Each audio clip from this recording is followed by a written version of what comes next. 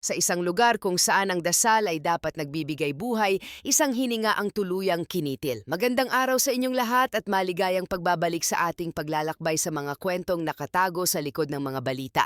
Ngayong gabi, dadalhin ko kayo sa loob ng matatayog na pader ng isang kumbento sa Albay, isang lugar na simbolo ng kapayapaan, kabanalan at pananampalataya. Isang santuwaryo kung saan ang mga kaluluwang ligaw ay dapat sanang nakakahanap ng kanlungan at katahimikan. Ngunit paano kung ang mismong santuaryong ito ang maging silent witness sa isang krimen na yayanig sa pundasyon ng pananampalataya ng isang buong komunidad? Ito ang kwento ni Jerome Jacinto, isang 22 taong gulang na sakristan, isang ulilang binata na sa simbahan natagpuan ang kanyang pangalawang tahanan. Isang araw ang kanyang katawan ay matatagpuang walang buhay, nakasubsob sa malamig na sahig ng isang lumang bodega sa likod ng kumbento. Ang suspek? Isang taong hindi mo aakalaing may kakayahang gumawa ng karahasan, si Sister Veronica Alcaraz, isang madre na kilala sa kanyang dedikasyon at serbisyo, isang babaeng tinalikuran ng mundo para sa Diyos. Ang ebidensya, isang fingerprint na naiwan sa pinangyarihan ng krimen, isang tatak ng kasalanan na magbubukas sa isang lihim na mundo ng ipinagbabawal na pagnanasa, paninibugho at pagtataksil. Sama-sama nating tuklasin kung paanong ang isang pangakong binitiwan sa harap ng altar ay maaaring mawasak ng isang kasalanang isinagawa sa dilim. Paano ang isang madreng dapat sana'y gabay ng kabutihan ay naging sentro ng isang iskandalong puno ng kamunduhan. At ang pinakamahalagang tanong, ano ang tunay na nangyari sa loob ng bodega ng gabing iyon kung kailan ang panalangin ay napalitan ng isang nakamamatay na pagtatalo? Ito ay isang kwento hindi lamang tungkol sa krimen at parusa, kundi tungkol sa isang pananampalatayang sinubok, isang kaluluwang naligaw, at ang katotohanang gaano man katagal itago, palaging hahanap ng paraan upang lumabas sa liwanag. Ang umaga ng Setyembre 21 taong 2012 ay nagsimula tulad ng karaniwang araw sa lumang kumbento sa Albay. Ang hangin ay may dalang amoy ng kandilang katitirik pa lamang ng mga bulaklak na bagong ayos sa altar at ng kahoy na daang taon nang nakatayo, isang amoy ng kabanalan at tradisyon. Ang mga madre ay nagsisimula na sa kanilang mga gawain, paghahanda para sa misa, paglilinis ng kapilya at ang tahimik na pagdarasal na bumubuo sa ritmo ng kanilang buhay. Ang katahimikang ito ay isang sagradong pangako, isang pader na naghihiwalay sa kanila mula sa magulong mundo sa labas. Ngunit sa araw na iyon, ang pader na iyon ay guguho. Nagsimula ang lahat sa isang reklamo, isang kakaibang amoy na hindi mawari kung saan nanggagaling, tila nagmumula sa likurang bahagi ng kumbento malapit sa hardin. Noong una, hindi ito pinansin. Inakala nilang isang hayop lamang na namatay sa kung saang sulok. Ngunit habang lumilipas ang mga araw, ang amoy ay lalong tumitindi, nagiging masangsang, isang amoy na hindi maikakaila, ang amoy ng pagkabulok. Sa ika-4 na araw, isang sakristan na naglilinis ng hardin ang hindi na nakatiis. Sinundan niya ang pinagmumulan ng amoy na nagdala sa kanya sa isang pintuang bihirang buksan, ang pinto ng lumang bodega, bahagya itong nakasiwang. Sa pag-usisa, tinulak niya ito ng bahagya, ang bumungad sa kanya ay isang tanawing habambuhay niyang hindi malilimutan. Sa sahig, sa gitna ng mga lumang kahon at mga kagamitang hindi na ginagamit, nakahandusay ang isang katawan. Nakasubsob, ang likod ng ulo ay may bakas ng dugo. Ito ang katawan ni Jerome Jacinto. Si Jerome, ang tahimik at magalang na sakristan, ang binatang lumaki sa lilim ng kampanaryo, ang paborito ng marami dahil sa kanyang kasipagan at kabaitan. Ang balita ay kumalat na parang apoy sa tuyong damuhan. Ang katahimikan ng kumbento ay biglang nabasag ng tunog ng mga sirena ng pulis. Pagdating ng mga investigador bandang 9:00 ng umaga, agad nilang sinara ang lugar. Ang bodega ay isang maliit at siksikang silid. Bukod sa katawan ni Jerome, tila walang ibang kahina-hinala, walang bakas ng sapilitang pagpasok, walang nawawalang gamit. Ngunit habang masusing sinusuri ang paligid, may isang bagay na pumukaw sa pansin ng isang investigador. Sa maalikabok na sahig, may mga bakas ng sapatos. Natuyo na ngunit malinaw pa rin ang hubog, tila bakas ng sapatos ng isang babae. Ang pagsusuri sa katawan ni Jerome ay nagbigay ng paunang resulta, blunt force trauma sa ulo. Isang malakas na pagkakabagok na naging sanhi ng kanyang agarang kamatayan. Habang kinukuha ang mga ebidensya, isang bagay ang nagpatigil sa lahat. Sa isang lumang mesa na malapit sa kinabagsakan ni Jerome, isang mesa na yari sa solidong nara, isang malinaw na fingerprint ang natagpuan. Matapos ang mabilis na pagsusuri, lumabas ang resulta na yayanig sa buong parokya. Veronica. Ang fingerprint ay pagmamay-ari ni Sister Veronica Alcaraz. Sino si Sister Veronica? Sa mata ng publiko, siya ang larawan ng isang perpektong alagad ng Diyos. 29 na taong gulang, may maamong muka at laging may ngiti sa kanyang mga labi. Siya ang gumagabay sa mga kabataang sakristan kabilang na si Jerome. Ayon sa mga bulong-bulungan, malapit daw talaga sila sa isa't isa. Ngunit ang pagiging malapit na iyon ay tinitingnan bilang ugnayan ng isang guro at estudyante, isang nakatatandang kapatid at isang nakababatang nangangailangan ng gabay. Huling nakita si Jerome na buhay na kasama niya. Nang tanungin ng mga pulis, si Sister Veronica ay nanatiling tahimik. Nakayuko lamang, ang kanyang mga kamay ay mahigpit na nakakapit sa rosaryong nakapulupot sa kanyang mga daliri. Ang kanyang katahimikan ay hindi katahimikan ng isang inosente. Ito ay katahimikang may bigat, isang katahimikang sumisigaw ng isang lihim na itinatago. Upang maunawaan kung paano nangyari ang trahedyang ito, kailangan nating balikan ang nakaraan. Kailangan nating pasukin ang mundo ni Veronica bago pa man niya isuot ang kanyang abito. Si Veronica Alcaraz ay hindi lumaki sa isang tahanang puno ng kapayapaan. Ipinanganak siya sa isang debotong pamilya sa Camarines Norte, ngunit sa loob ng kanilang bahay, ang dasal ay madalas napapalitan ng sigaw. Ang kanyang ama, isang lalaking mainiti ng ulo at malakas uminom, ay madalas umuuwing lasing. Ang mga gabing iyon ay puno ng takot para sa batang si Veronica at sa kanyang ina. Ang mga sampal, ang mga masasakit na salita, ang mga ito ang bumuo sa kanyang pagkabata. Para sa kanya, ang tahanan ay hindi isang kanlungan kundi isang kulungan. Ang tanging lugar kung saan siya nakakahinga ng maluwag ay ang simbahan. Doon, sa gitna ng mga imahe ng mga santo at ng amoy ng insenso, nararamdaman niya ang kapayapaang hindi niya maranasan sa sariling bahay. Lumapit siya sa mga madre, nag-alay ng kanyang oras bilang miyembro ng koro at tagalinis. Ang simbahan ang naging kanyang tunay na pamilya. Kaya't sa edad na 15, ilang buwan matapos tumakas mula sa kanilang bahay, ginawa niya ang desisyong magpabago sa kanyang buhay magpakailanman. Pumasok siya sa kumbento bilang isang postulant. Sa loob ng kumbento, si Veronica ay namukadkad. Ang disiplina, ang rutina, ang panalangin, lahat ng ito ay nagbigay sa kanya ng istrukturang matagal na niyang hinahanap. Masipag siya, masunurin at puno ng dedikasyon. Mabilis siyang napamahal sa mga superior. Pagkalipas ng ilang taon, isinagawa niya ang kanyang final vow of celibacy, ang huling hakbang sa kanyang pag-aalay ng sarili sa Diyos. Sa seremonyang iyon, habang nakaluhod sa harap ng altar, ipinangako niya ang kanyang katawan at kaluluwa sa paglilingkod. Tinalikuran niya ang lahat ng makamundong pagnanasa. O iyon ang akala ng lahat. Sa paglipas ng panahon, si Veronica ang naging halimbawa ng isang mabuting madre. Maagang gumigising, huling natutulog at laging handang tumulong. Nang siya ay tumuntong sa edad na 26, ipinagkatiwala sa kanya ang isang mahalagang tungkulin, ang pagiging gabay ng altar service. Siya ang namamahala sa mga sakristan. Dito niya nakilala ng lubusan si Jerome Jacinto. Si Jerome, tulad ni Veronica, ay may sariling pinagdadaanan. Ulila sa ama na namatay dahil sa atake sa puso, habang ang kanyang ina naman ay nagtatrabaho sa malayong probinsya para buhayin siya. Sa simbahan niya natagpuan ang mga figurang magulang na wala siya. Si Jerome ay masayahin, magalang at madaling lapitan. Para kay Veronica, si Jerome ay salamin ng kanyang sarili noong kabataan niya. Isang kaluluwang naghahanap ng kanlungan sa simbahan. Nagsimula ang kanilang ugnayan sa mga simpleng pag-uusap, mga kwentuhan tungkol sa mga pangarap, sa pagod sa eskwela, sa mga problema sa buhay. Si Veronica ang naging tagapayo ni Jerome, ang kanyang ate. Madalas silang magkasama sa sakristya, nag-aayos ng mga bulaklak, naghahanda ng mga kagamitan para sa misa.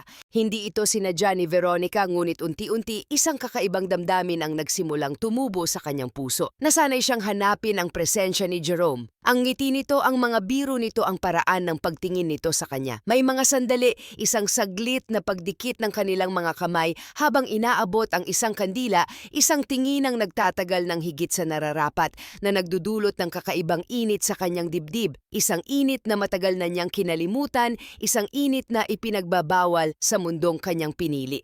Para kay Jerome, ang paghanga niya kay Sister Veronica ay unti-unting naging isang bagay na mas malalim. Nakita niya hindi lamang ang madre kundi Hindi ang babae sa likod ng abito, isang babaeng may lungkot sa mga mata, isang babaeng nangungulila rin tulad niya. Ang mga sugat ng pagkabata ni Veronica, ang mga takot na hindi niya kailanman natutunang hilumin sa loob ng kumbento ay nagsimulang maghanap ng lunas. At ang lunas na iyon, sa kasamaang palad, ay natagpuan niya sa atensyon ng isang binatang mas bata sa kanya.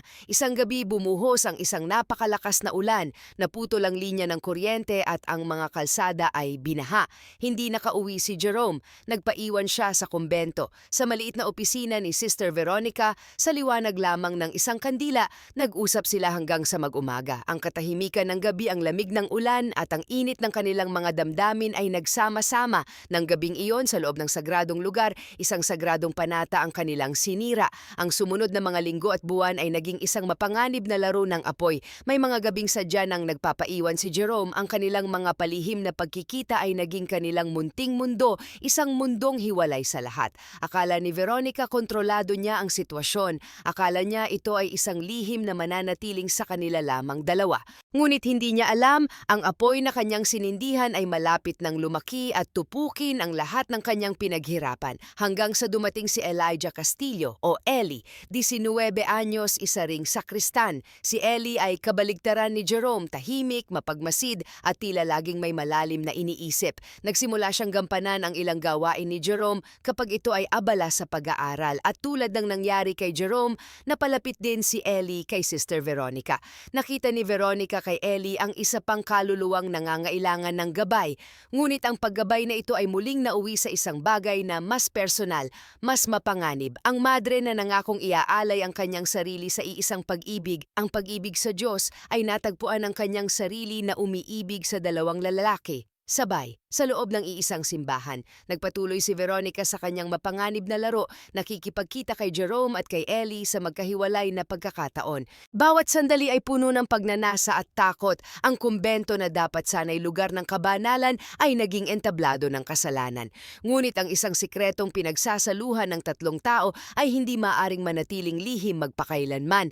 Ang buhay na binuo ni Veronica sa loob ng kumbento ay naging isang masalimuot na sayaw sa bingit ng kapahamakan. Sa umaga siya si Sister Veronica, ang kagalang-galang na lingkod ng Diyos. Pagsapit ng gabi sa mga anino ng kumbento, siya ay isang babaeng hinahati ang kanyang sarili sa pagitan ng dalawang binatang walang kamalay-malay sa panlilinlang na nagaganap.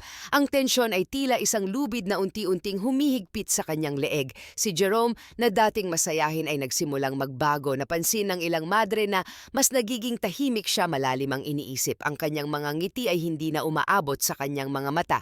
Nagsimula siyang maghinala. May mga pagkakataong hahanapin niya si Veronica, ngunit sasabihin sa kanya na ito ay abala. May mga gabing mananatili siya sa sakristya, umaasang masolo ang madre, ngunit madadatnan niyang kasama nito si Ellie, nag-uusap sa isang sulok, ang kanilang mga boses ay pabulong. Ang paninibugho, isang damdaming hindi dapat nararamdaman para sa isang madre, ay nagsimulang kumain sa kanyang puso. Ang gabi ng katotohanan ay dumating ng hindi inaasahan. Nagpaalam si Veronica na pupunta sa kapilya para magdasal ng mag-isa. Ngunit may kung anong nag-udyok kay Jerome na sundan siya. Mula sa malayo, sa dilim ng pasilyo, nakita niya ang silweta ng dalawang tao sa paanan ng altar, si Sister Veronica at si Ellie. Nakaupo sila ng magkatabi, ang kanilang mga ulo ay magkadikit. Matagal silang nanatili roon sa isang katahimikang mas malakas pa sa anumang salita. Walang sigawang naganap, walang komprontasyon. Umalis si Jerome ng tahimik, ngunit sa gabing iyon, isang bagay sa loob niya ang tuluyang nabasag. Ang pagiging espesyal na akala niya ay sa pagitan lamang nilang dalawa ay isang kasinungalingan pala. Mula noon, ang hangin sa pagitan ni na Jerome at Ellie ay naging malamig. Hindi na sila nagpapansinan. Ang dating magkaibigan ay naging magkaribal sa isang premyong hindi nila dapat pinag-aagawan. Nagpatuloy si Jerome sa kanyang pagmamanman. Kailangan niya ng patunay at hindi nagtagal, nakuha niya ito. Isang gabi, nakita niyang sabay na pumasok si Veronica at si Ellie sa opisina ng madre. Sa mismong lugar kung saan sila ni Jerome unang naglapit, ang lugar na naging saksi sa kanilang mga ninakaw na sandali.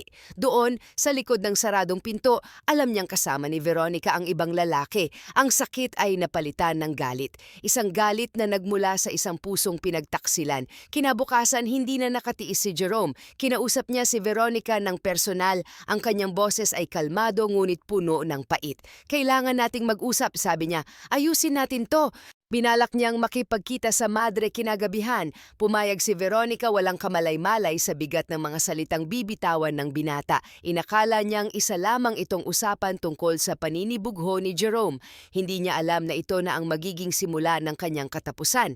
Ang lugar na napili nila ay ang lumang bodega, isang lugar na malayo sa mata ng lahat. Tahimik at perpekto para sa isang lihim na pag-uusap. Pagsapit ng gabi nagtagpo sila. Ang hangin sa loob ng bodega ay malamig at mabigat. Sa gitna ng kanilang pag-uusap isiniwalat ni Jerome ang lahat ng kanyang nalalaman. Inilatag niya ang mga araw at oras na nakita niya si Veronica kasama si Ellie. Ang kanyang boses ay nanginginig sa galit at sakit. "Ano ba talaga ako sa iyo, sister?" tanong niya. "Isa lang ba ako sa mga laruan mo?" Natigilan si Veronica, ang takot ay gumapang sa kanyang dibdib.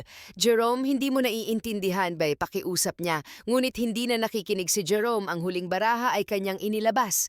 "Ayusin mo ang gulong ito, Veronica," sabi niya sa unang pagkakataon ay tinawag ang madre sa kanyang pangalan. "Kundi ako mismo ang magbubulgar sa lahat ng baho mo, sa lahat ng kasalanan mo, malalaman ng buong mundo kung anong klaseng madre ka talaga." Ang mga salitang iyon ay tumama kay Veronica na parang isang sampal.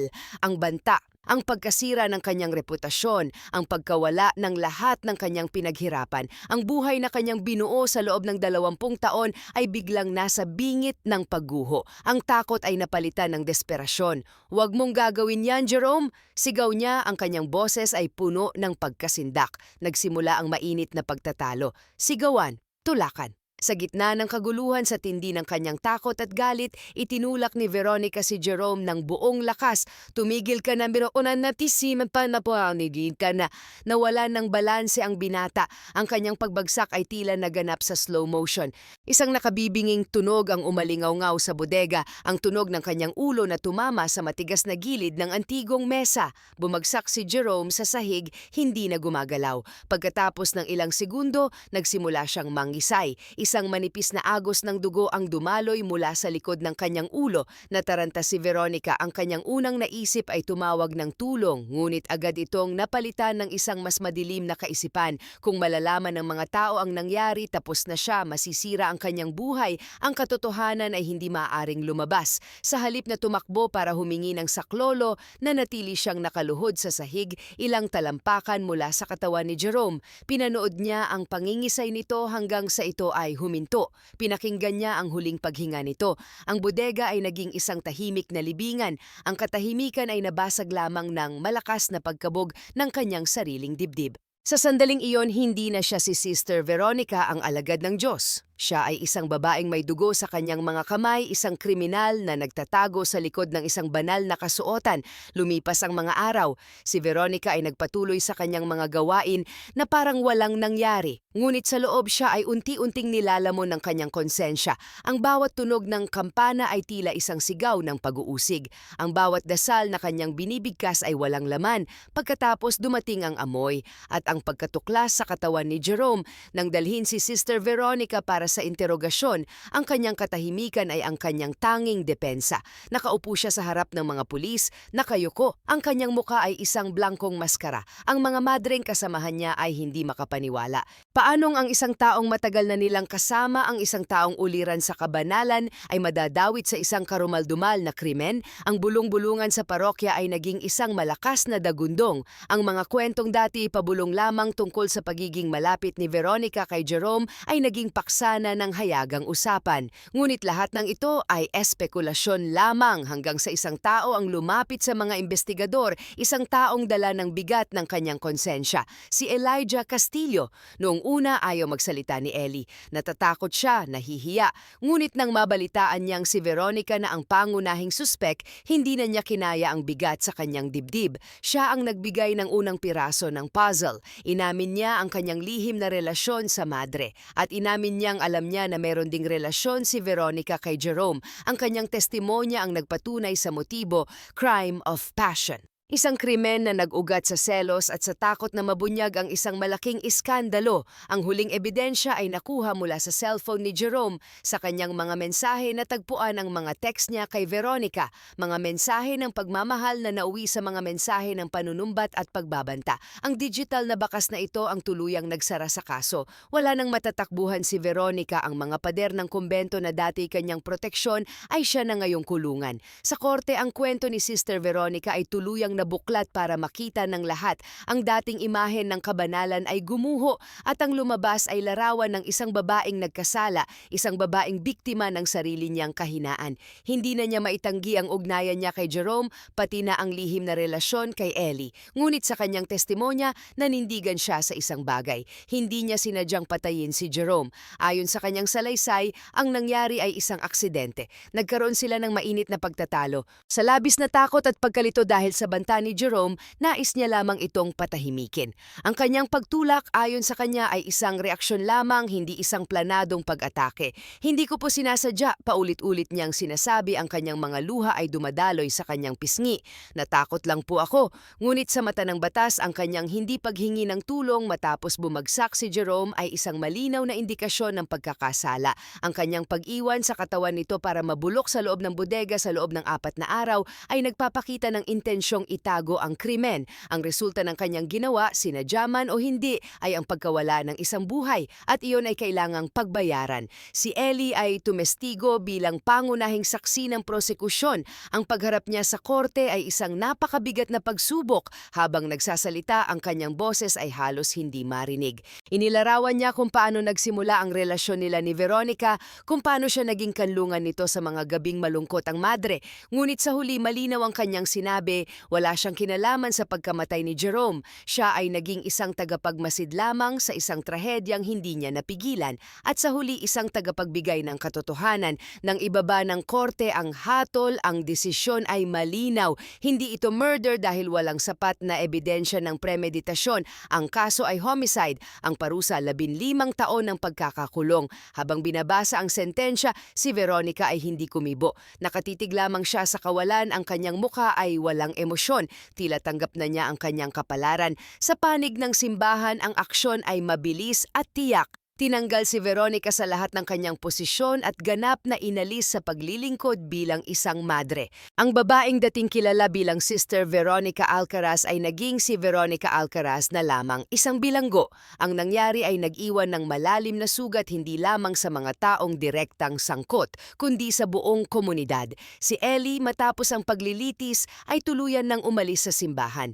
Hindi dahil sa galit, kundi dahil sa bigat ng kahihiyan at kalungkutan. Nawala ang kanyang pananampalataya hindi sa Diyos kundi sa mga taong nagsasabing sila ay lingkod niya. Ang kumbento na dating simbolo ng kapayapaan ay nabalot ng kahihiyan. Isang misa ang idinaos bilang paalala sa nangyari. Hindi man pinangalanan ang mga sangkot, batid ng lahat ng dumalo na ang homilya ng pari ay patungkol sa iskandalo. Isang babala tungkol sa panganib ng kamunduhan, sa tukso ng kasalanan at sa kahalagahan ng pagpapatibay ng pananampalataya sa lahat ng oras.